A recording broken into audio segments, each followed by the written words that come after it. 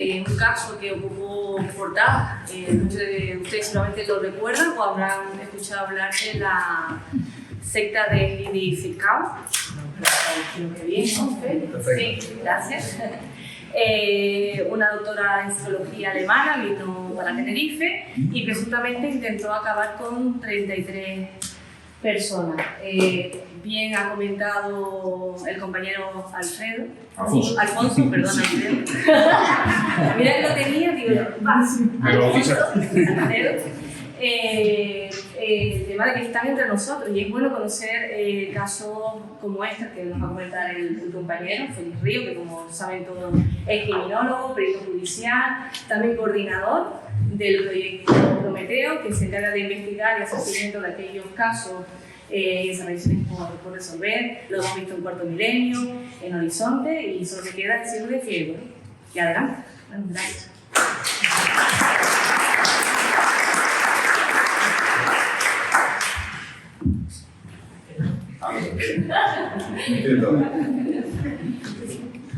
Bueno, brevemente, dar las gracias porque toda esta historia se fraguó un día que fuimos a comer a un guachinche, Alfonso y yo, salimos con las motos y luego nos vinimos arriba tomándonos algo en la baranda, ¿no?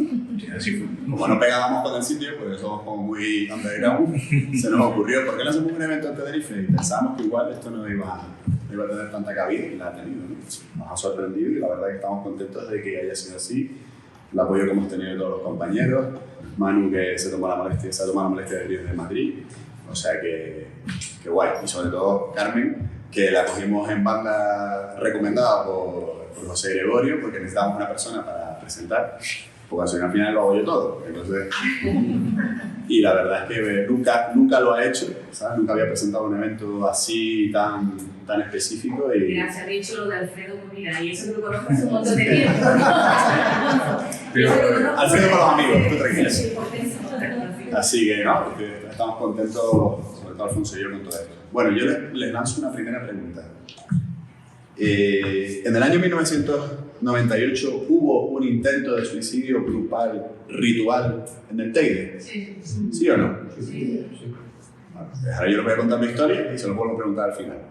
¿Vale? Bueno, ya saben que está Heidi Zwickau Arte, ¿no? Doctora en psicología, alemana, afincada aquí en Canarias por cuestiones familiares desde hacía mucho tiempo. Una persona con un tremendo carisma y que pues, fue protagonista de los hechos que les voy a narrar a continuación, que me gustaría comentarles como anécdota, que no está sacado de Wikipedia. Les voy a hablar, posiblemente esta va a ser la primera charla donde durante un periodo que no es una entrevista en televisión de 5 minutos, les voy a dar datos específicos del caso sacado del sumario. Aquí no hay nada inventado, ni es nada leído en la prensa, ni es nada interpretado. Estos son datos absolutamente reales. Solamente el grado digamos, de especificidad que le vamos a dar de los datos lo pueden ver en un documental que debería haber salido ya, pero que no ha salido todavía, en Discovery Channel, ¿vale?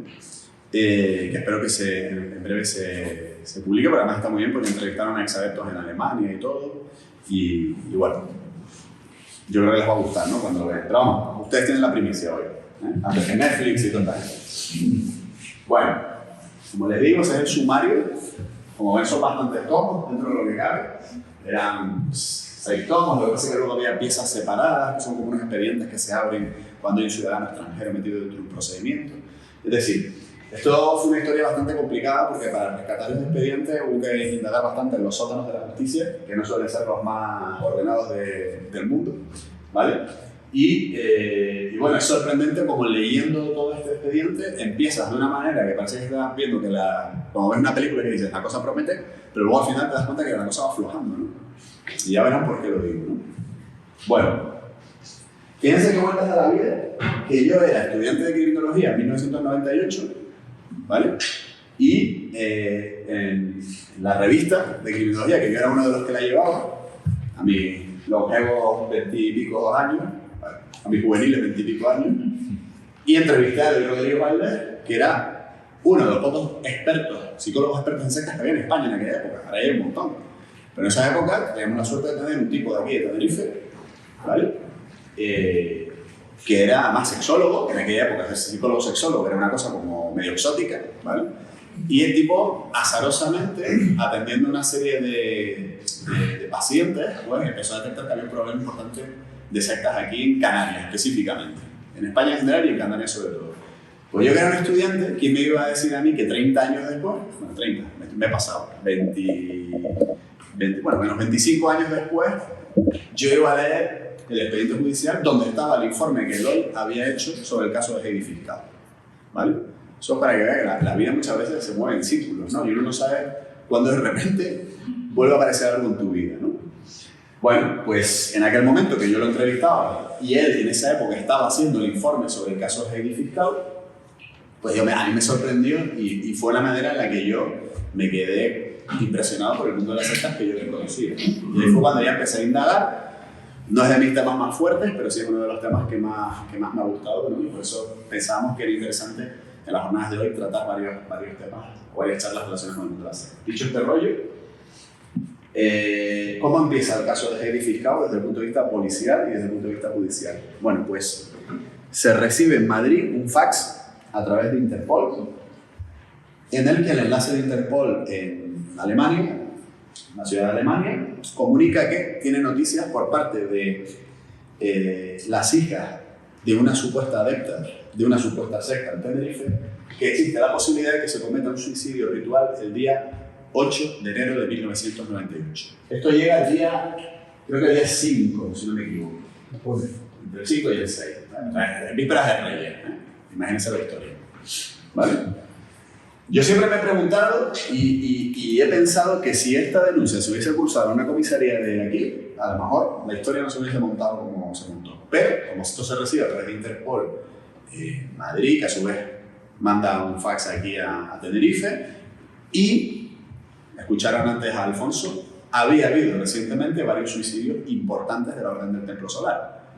Con lo cual, de repente a todo el mundo se les ponen las orejas tiesas y dicen, espérate a ver, que como tengamos un suicidio ritual aquí en el Teide, se nos dio aparte. Los primeros que se preocuparon fueron los políticos por el turismo.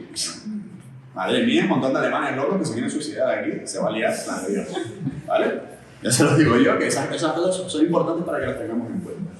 Bueno, pues Mónica y Claudia eran las hijas de Margot, que era una de las adeptas de Heidi, y concretamente, creo que Mónica también había estado tonteando con la secta, había pasado tiempo con la secta también, pero era un poco escéptica y empezó a no creerse esto de que, según parece, lo que contaba Heidi era que iba a venir un platillo, bueno, esto suena chiste, pero es que todas son parecidas, iba a venir un platillo volante al Teide y iba a llevarse única y exclusivamente a los elegidos, que era la gente del grupo de Heidi, porque evidentemente iba a haber un cataclismo, un fin del mundo, etc., ¿no? Es lo que pasa con todas las sectas, ¿vale? Bueno,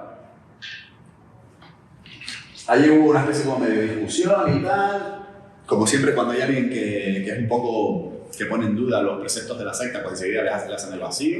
Mónica se cabrea, se va y se lo cuenta a su hermana Claudia, que estaba viviendo en Londres, creo. Y ahí ya es cuando contactan con su tío, que vive en Alemania, y empieza todo esto a fraguarse, ¿vale? Pero todo empieza así. De hecho, fíjense en la historia que cuando la policía aquí se pone en marcha, el día, imagínense la historia, es que claro, esto hay que verse aquí en Santa Cruz de Tenerife, el día 5 de enero, que está toda la gente comprando los reyes, que en las comisarías hay 4 gatos, y que de repente te llega un marrón de esto, ¿vale? O sea, imagínense la pinta del funcionario que al que le llega el marrón este y tiene que decidir qué hacer. Bueno, pues se monta un dispositivo discreto, porque se le toma declaración a, no sé si fue Mónica o Claudia, una de las dos viene en avión y aterriza aquí, y pacta una cita con su madre, con Margot. Y previamente pasa por la policía y la policía le dice, vale, vamos a hacer un seguimiento y a ver qué es lo que hay, ¿no? Y a ver tú qué le sacas. Quedan en la Plaza de España, ¿vale? Allí en un banco y empiezan a hablar y demás. La policía ahí observando a ver de qué va la historia. Mientras tanto, la policía ya se va informando dónde están las propiedades de Heidi, dónde tiene los pisos, dónde tiene la finca de Arafo, cuánta gente ha venido alemana y se está quedando con ellos, que eran un chorro de personas. Y bueno, termina la entrevista y tal, la policía va con la hija de Margot y le dice, me ha dicho que para qué he venido, que no hacía falta, porque total, que nos vamos a ver en el más allá a partir del día 8. Estoy súper convencida, la más loca. No, ¿para qué viene? Si es que no hace falta, nos vamos a ver si yo voy a coger un platillo volante el día 8. ¿Vale? Y claro, ya visto lo visto, pues la policía ya empieza a tomarse la historia en serio diciendo, verás que eso nos va a hacer falta aquí. ¿Vale? Como ya he dicho, tenemos esos precedentes de la orden a la orden del templo solar, Heaven's Gate, en fin, un montón de personas que decidieron en un determinado momento morir, inmolarse o sacrificarse. Bueno, entonces ahora vienen, claro, hemos estado aquí hablando de sectas en Estados Unidos y demás, donde todo es como muy cinematográfico, ¿no? Ahora vamos a trasladar eso a versión canaria, ¿vale? ¿No? Y la policía canaria en esa época, bueno, los policías nacionales ahí en esa época, vísperas de Reyes, diciendo, ¿qué cojones hacemos ahora? ¿Cómo nos montamos esta historia? Bueno, pues se sabe que la madrugada del día 6 al 7 creo que era, iba a haber una fiesta en un piso que tenía en el barrio de la Salud, en un apartamento del barrio de la Salud, Heide, ¿vale? Iba a haber una cena donde todos los adeptos, tanto los que se estaban quedando en la finca de Arafu como en las propiedades en Santa Cruz, pues todo el mundo se iba a reunir, iban a hacer una cena donde todo iba a ser happy flower, ¿vale? Y a partir de ahí ya el día siguiente era cuando se iba al Teide porque venía el platillo volante, ¿vale? Y las oportunidades solo pasan una vez y los platillos volantes también, parece ser. Bueno, claro, ahora mismo no me acuerdo cuántos eran 20 y pico alemanes o 30 y pico, una barbaridad, ¿no? La poli dice, ¿y qué hacemos?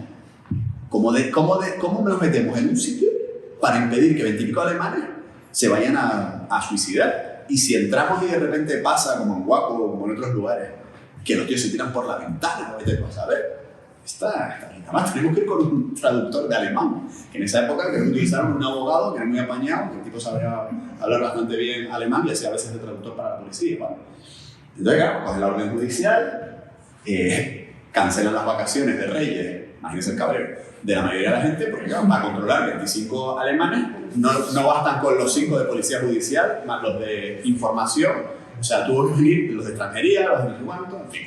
Buen humor para la operación policial en víspera de... ¿vale? Pues nada, tocan en la puerta y según abren, le enseñan la orden judicial y echan a correr a los policías para adentro como alma que lleva el diablo. Lo primero que hacen es llegar a la azotea y bloquearla para que no se tire nadie.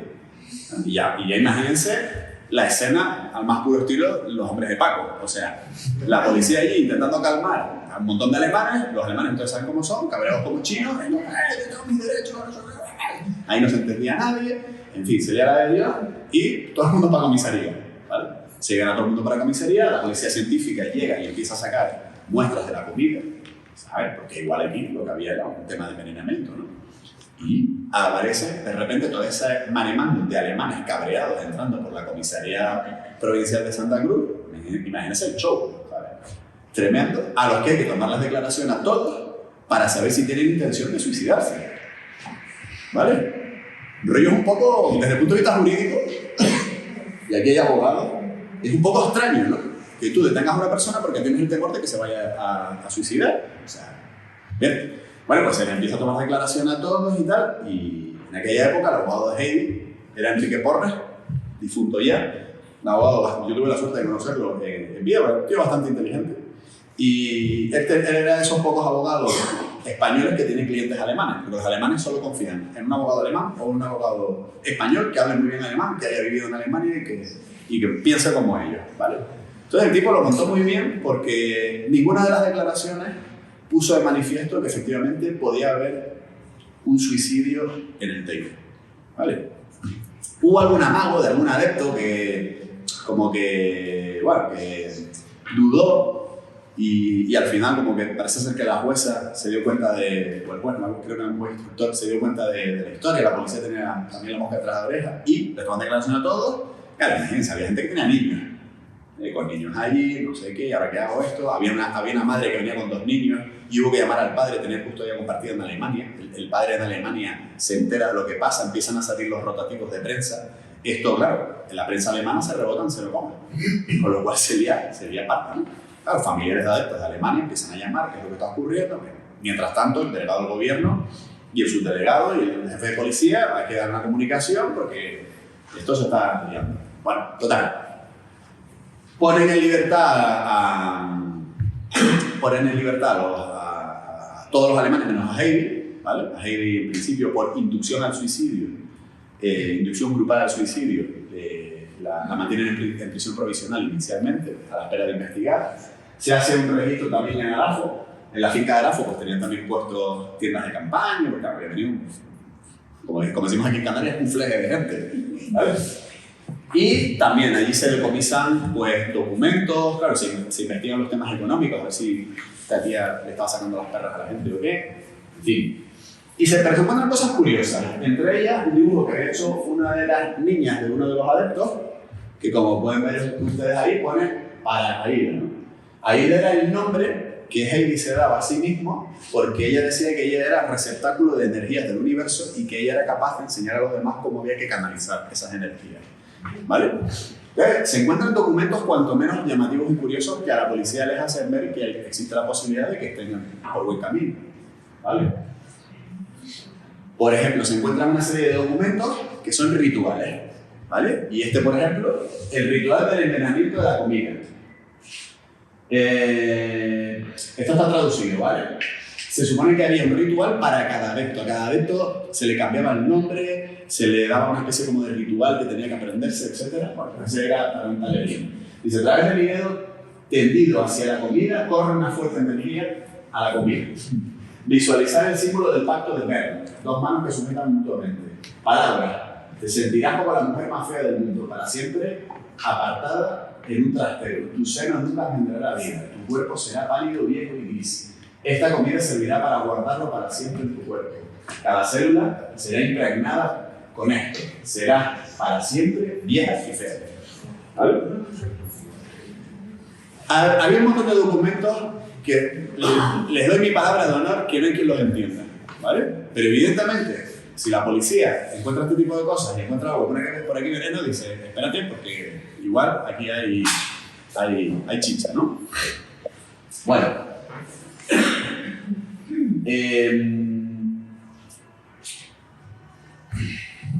Esto, por ejemplo, también se encuentra que es un fax que ella manda a otros adeptos, pero que creo que estaban en Noruega, para ver si venían, y ahí ella detalla cuestiones que tienen que ver con esa idea apocalíptica, ¿no? Dicen que todos abandonarán su cuerpo, es decir, prácticamente morirán, e irán conmigo al cielo y serán llevados a la eterna felicidad de la vida, bla, bla, bla, bla. O sea, que quiero decir que había muchos documentos que atestiguaban que efectivamente, por lo menos, iba a haber un viaje a otro planeta en una situación apocalíptica donde pues, iba a intermediar un operativo moral. ¿Vale? Hasta ahí bien. Bueno, ahora ya se monta otro episodio también de los ángeles, de los hombres de palo. ¿Vale? Claro, dejan libre a los alemanes.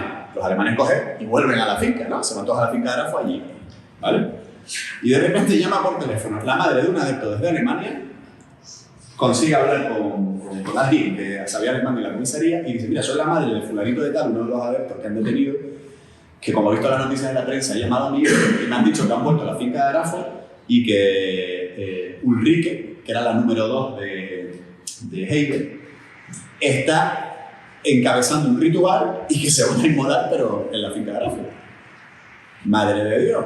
Hablando otra vez de nuevo con la jueza, se montan pifos, hay que pedir una orden judicial por exhorto a Wimmer.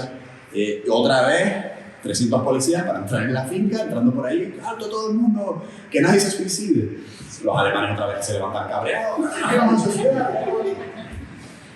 Joder, sería una parda, ¿no? Pero claro, al final las circunstancias son las que son, que era como que tampoco había ninguna evidencia de un suicidio inminente, ¿no?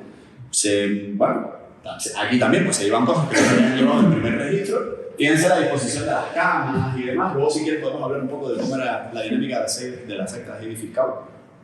Pero vamos, como muchas, para ponerles a ustedes simplemente una pequeña nota, Heidi Fiscal venía de Brahma Kumari. En Brahma Kumari está prohibido el sexo, ¿vale?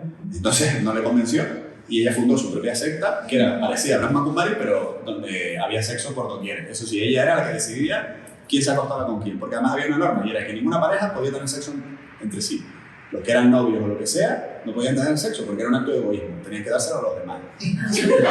¿Vale? Evidentemente ella era la que decidía y por supuesto ella era la que intermediaba. Como pueden ver allí, su delegado del gobierno, jefe de policía, dando una rueda de prensa, 32 personas querían suicidarse en las cañadas, ¿no? Evidentemente esto, a nivel de imagen pública, se vende como un gran éxito policial. Esto es una operación de la hostia donde hemos colaborado entre la Interpol, Alemania, nosotros y tal. Esa es la imagen pública, yo les he contado la realidad, ¿vale? Y bueno, pues bien, ¿no? Porque además fíjense que hablaba de que había incluso algunos niños que tenían entre 6 y 12 años, ¿no? No había muchos, pero había algunos. Bueno. Claro, ¿qué es lo que pasa? Que como esto rebota la prensa alemana, hay exadeptos en Alemania que empiezan a comunicar. Hablan con la policía de Alemania habla con la policía española. Mira que ha venido por aquí un señor que me dijo que estuvo en la secta, que le estafaron no sé cuánto dinero, que le pasó esto y tal, que quería denunciar a Heidi, y empieza como a acumularse gente. De tal manera que se articula algo que se hace poco, una comisión rogatoria a Alemania, pero donde se mandan policías de aquí, ¿vale? Normalmente hoy en día el tema de las comisiones rogatorias tiene que ser algo muy gordo para que manden un policía de aquí, ¿vale? Mandan los inspectores de policía para allá. Ellos pueden estar presentes durante los interrogatorios que practica la policía alemana a cada uno de los exadeptos en diferentes lugares, Hamburgo, etc. ¿Vale? Claro, hay otra historia, y es que los de la Brigada de Información de aquí, de sectas, sabían más bien poco. O sea, alguna cosilla, pero de repente se tienen que empapar de libros, de tal, esto que va como una secta. Y los tíos la verdad que tienen algunos atestados escritos donde ves que los tipos se documentaron bien y se lo curraron, pero para ellos fue una historia que ¿cómo nos eso no había pasado en España, ¿vale? ¿Cómo nos enfrentamos a una situación como esta de una secta? Porque tú no puedes detener a una persona porque forma parte de una secta, ¿no? De hecho, el cristianismo empezó siendo una secta del judaísmo, ¿no? Siempre lo digo, la gente se olvida. ¿Cómo detienes a alguien por pertenecer a una secta? ¿O por qué? O sea, tiene que ser que tú demuestres que hay un delito cometido dentro del ámbito y el contexto de la secta. Ahora ya ha habido unos cambios normativos y hay una serie de preceptos legales que recogen lo que sería la persuasión coercitiva, pero en aquel momento es como vamos a aprender a capar, pues como se hace, ¿no? Bien, les voy a dar una síntesis de lo que ocurrió con la investigación en Alemania, ¿vale? Primero, docenas de testimonios, tanto allí como aquí. Los de Alemania admiten sexo con algunos menores y otro tipo de abusos, ¿vale? Los de aquí no, los que habían venido aquí, ni sexo con menores, ni que nada, ni que ellos eran víctimas, que ellos venían voluntariamente, que era mentira lo del Teide, etc. No se encuentra finalmente veneno en las comidas que analiza la policía científica, ¿vale? Y bueno, las intervenciones telefónicas son también muy de los hombres de Paco, porque hay una parte en la que Heidi está hablando con unos abogados que tienen en Alemania, y cuando está hablando con el teléfono intervenido, en un determinado momento le dice el abogado: pero Heidi, ¿desde dónde nos está llamando? Y dice: ya no, desde mi teléfono desde no sé dónde. Y dice el abogado: no se le ocurra volvernos a llamar desde ese teléfono. Claro, los tipos sospecharon que estaba pinchado el teléfono, ¿vale? Pero tampoco se saca nada, no se saca nada de ahí, no hay chicha. Y la investigación financiera tampoco da resultados evidentes. Se sabía que Heidi tenía una serie de propiedades bastante importantes, que había movimientos de dinero, pero tampoco se consiguió demostrar que hubiera habido algún tipo de estafa o lo que sea. Es cierto que había más de un adepto que estaba canino de dinero, pero tampoco desde el punto de vista jurídico se consigue de alguna manera hilar por ahí. Entonces, claro, la policía se encuentra con meses de investigación, con viajes a Alemania, con todo este pinchazo de telefónico, tal, pim pam, toda esta historia, después de haber salido a la prensa todo el mundo diciendo que habían hecho una macrooperación genial, y te encuentras con esto, ¿vale?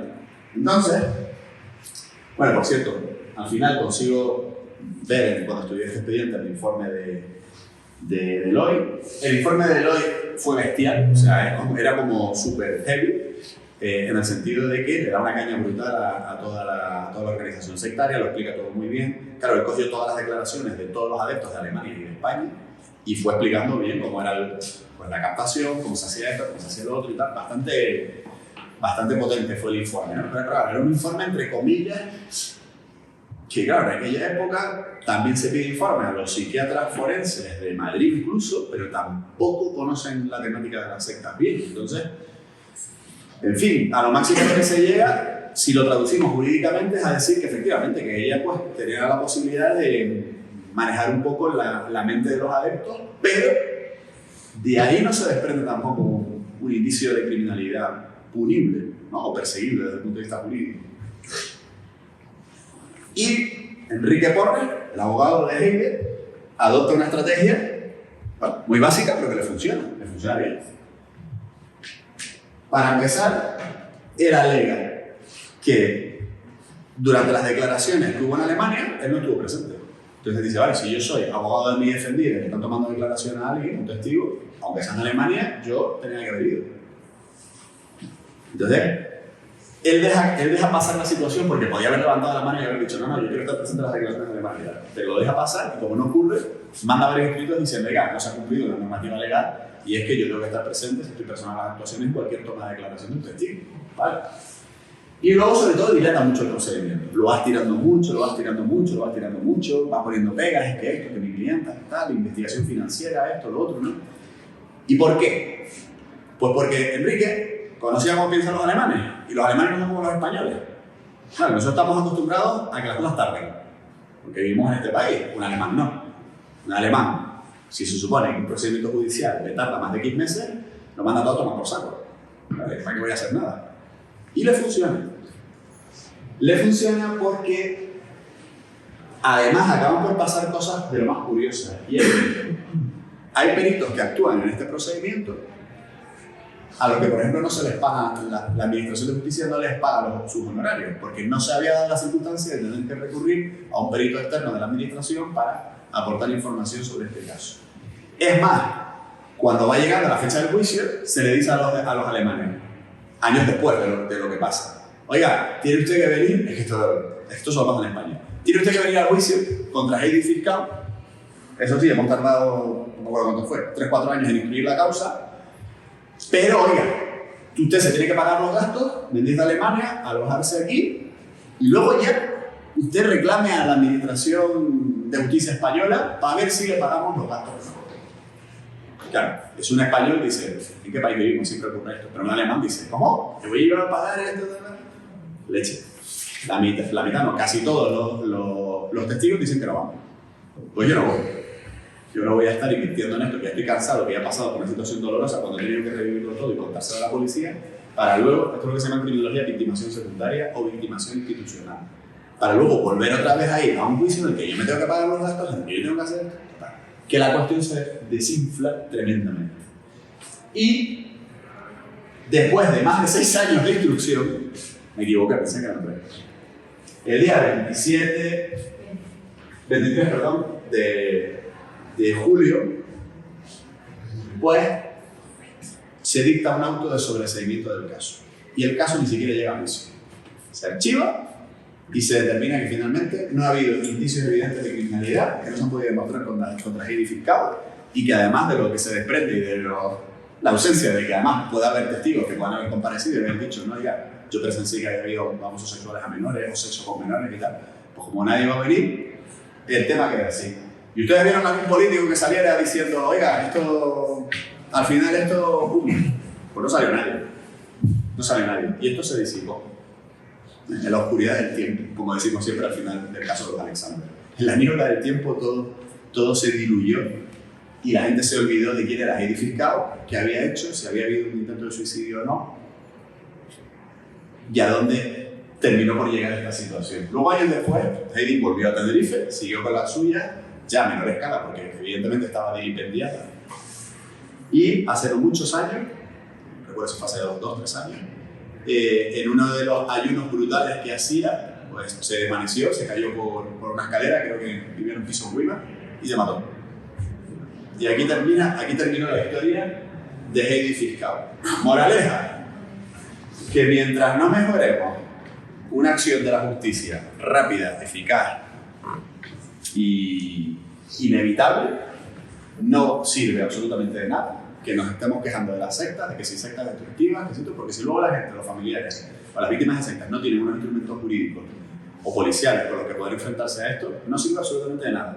De hecho, ha habido muy poquitos procedimientos judiciales en España donde al final se haya conseguido condenar a un líder de una secta. Excepcionales. Hubo una de un tipo que era granaíno, no me acuerdo ahora dónde fue, creo que fue por Madrid, que sí, otra en la zona de Marbella.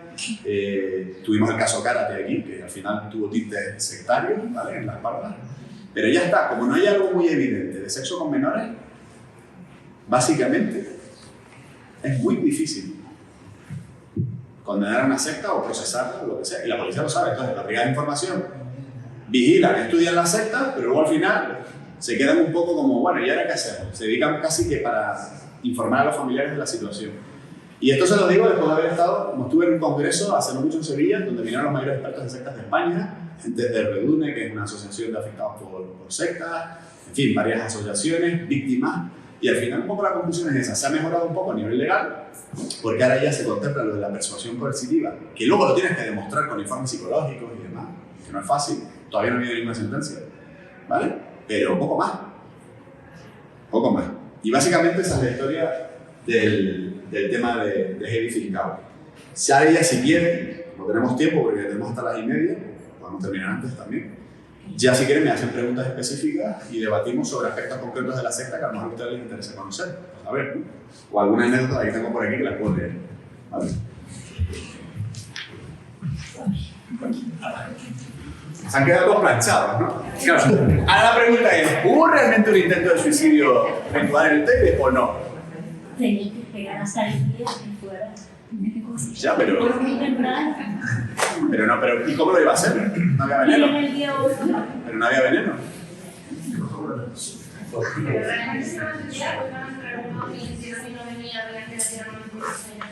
A ver, según la versión, entre comillas, que se denunció, era que ellos iban a morir, de hecho lo vimos en un documento de Heidi, y que mediante esa muerte ellos iban a ser teleportados al OVNI, que los iba a llevar a un planeta donde iba a ser. El día 8, no el día anterior. Sí, claro, pero ¿y cómo haces eso? Te vas a las cañas del Teide allí, se ponen los polis detrás de los pinos. Espera, que ya se van a suicidar. Las fuerzas de seguridad del Estado eran pocas, guían reyes y perseguir a un grupo de X y bueno, pues son dos huevos, tira para arriba y te tira por la cosa y ya tienes 50 muertos. Complicado.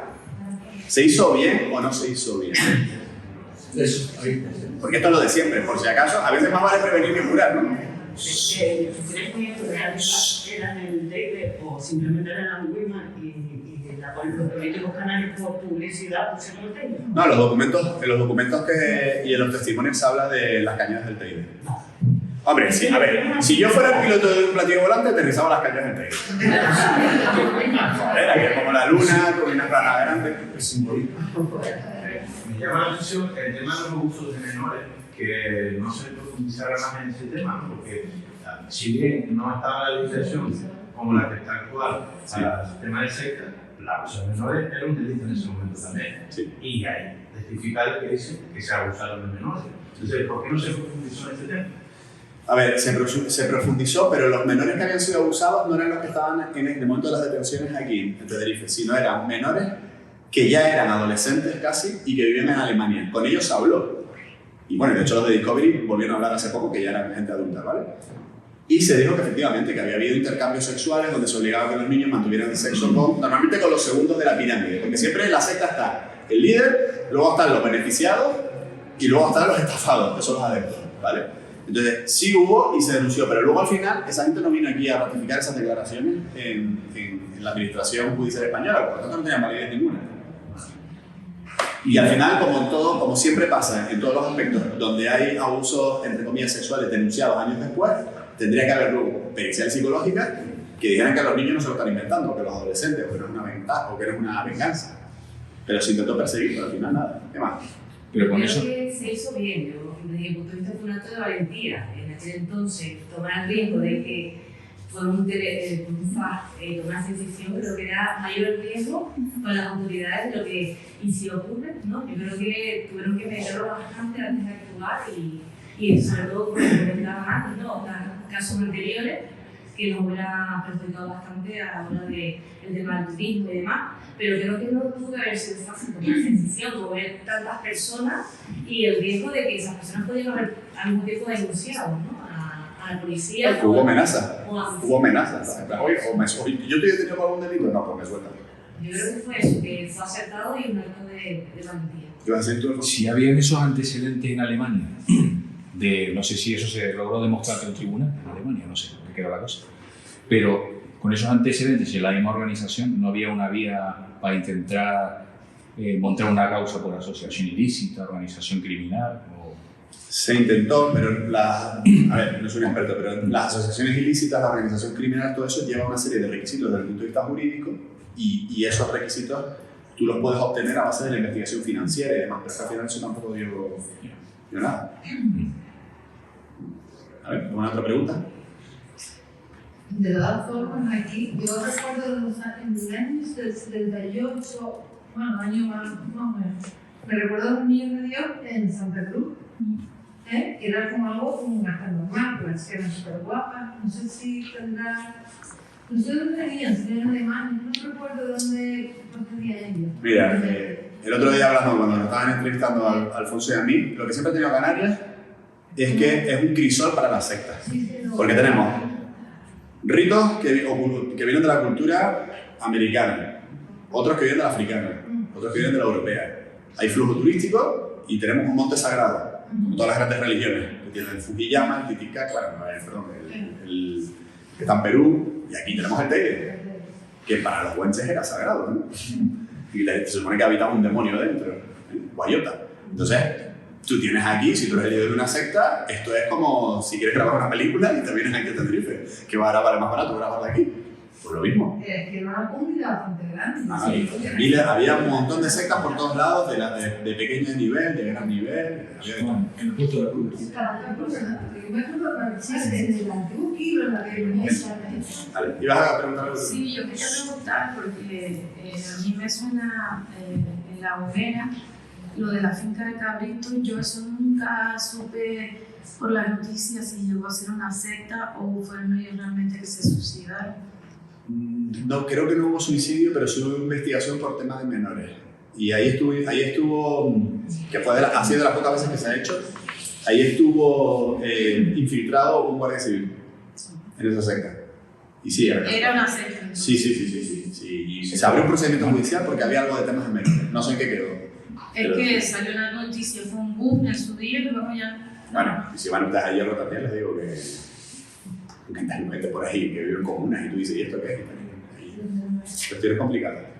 A mí lo que me llama la atención es que estamos hablando del año 98. Ya estamos en la Comunidad Europea. Hay cooperación, hay coordinación entre Alemania y España. Hay videoconferencias, se pueden hacer juicios en videoconferencia. No se hizo nada de nada realmente. Es que se abandonó totalmente. Aunque sea por el tema de abusos sexuales en menores, es que se abandonó. O parece que está Es que los casos cuando pierden cuello, además eso fue un dinero, porque tienes que pagarle las dietas a los policías que van para allá, es que al final todo es cuestión de dinero y de tiempo y dinero. Estamos hablando del 98, que ya hay unos medios que permiten las videoconferencias. Es que llama la atención, ¿no? Que no estamos A en la los defensa 70. le funciona. A la defensa le funciona. Sí, No, pero ya sabe que Alemania tampoco funciona muy bien, ni jurídicamente ni desde un punto de vista.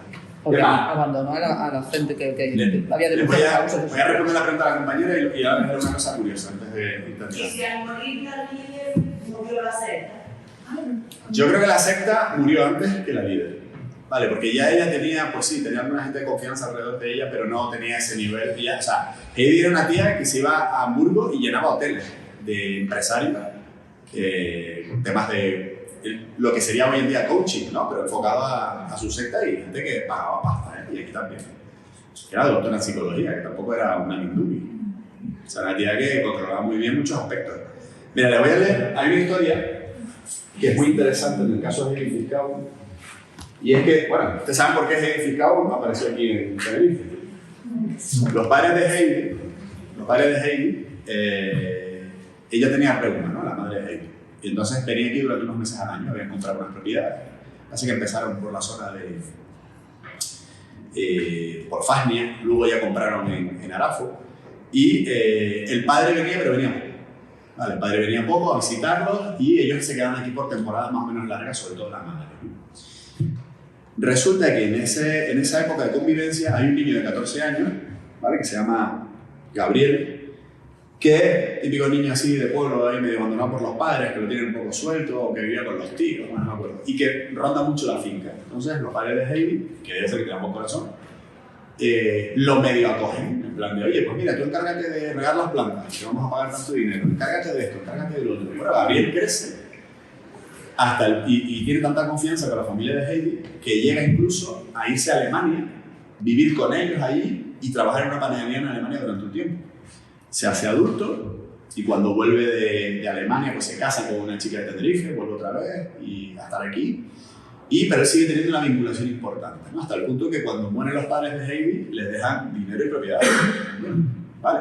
Entonces a Gabriel se le toma declaración durante toda esta investigación. Y hay una parte que me parece muy interesante porque creo que yo siempre me pregunto una cosa en los líderes sectarios. ¿Hasta qué punto se cree su propia historia?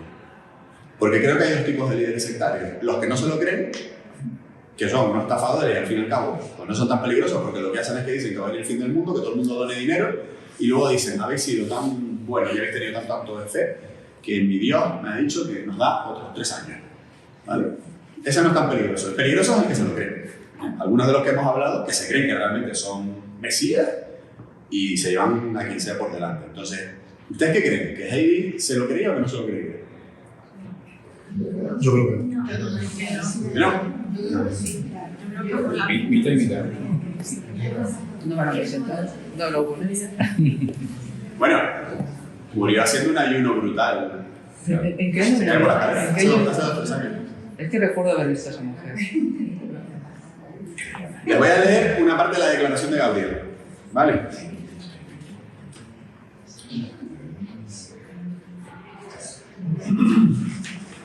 Esto es un poco para flipar, ¿no? Pero es una manera, yo creo, que entendamos un poco quién era Heidi, que me parece interesante conocer al personaje. Bueno, vamos a ver. Dice que la amistad fue creciendo con la familia, llegando incluso a que la madre de Heidi le ofreciera irse a Alemania con ellos para trabajar en aquel país, toda vez que la situación económica del declarante era muy mala.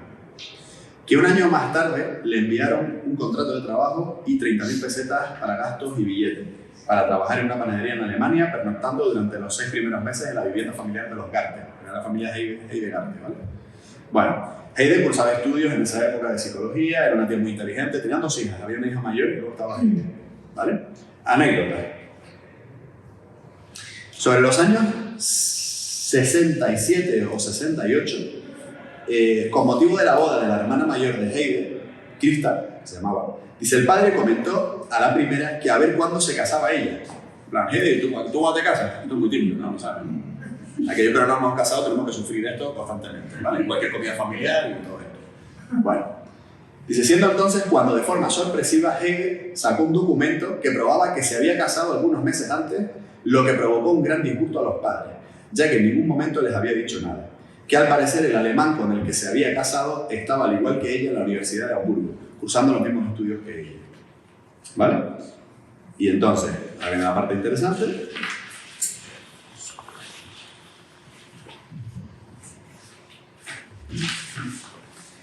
Dice que en el año 82 vinieron a la isla la madre del marido de Heide, es decir, la suegra. Se acompañado de un niño que dijo ser el hijo de esta, que tendría unos 3 o 4 años de edad. Heide dejó de venir tan frecuentemente y si alguna vez venía, lo hacía sola y con amigos, pero no con su familia ni con su hijo. Después se enteró que Heidi se había divorciado y en el año 84 le avisa Lotte, que era la madre de Heidi, que Bernd, el padre de Heidi, se había suicidado, al parecer arrojándose al vacío desde un 6º piso de un hospital en Alemania. Esto cuando hablamos de que muchas veces los líderes de las sectas detrás tienen historias, dramas, vida, ¿no? ¿Vale? Ello motivó que Lotte viniera más tiempo a la finca de Grafo, pero Heidi no la acompañaba. Unos 10 años antes de morir el padre, Heidi adquiere en Fafnia, concretamente en Los Roques, una gran extensión de terreno y según le dijo pensaba construir una gran urbanización. Bueno, y ahora viene ya la última parte que me parece que es el momento secta, ¿vale? Bien.